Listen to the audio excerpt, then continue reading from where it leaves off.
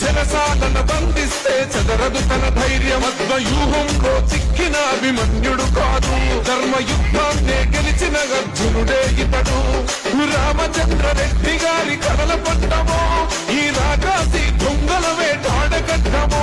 అరే ఎవ్వనికి తల వంచని పౌరుషానిమో, ఎత్తిన పిడికిలి ధించని యుద్ధ సమరమో. జగనన్న సంధించిన పేదల బిల్లము. జనబంధు వేర పెద్దిరెడ్డి మనమిదునన్నా, జనగొంతు పేర మనసు గల్ల మనమిదునన్నా.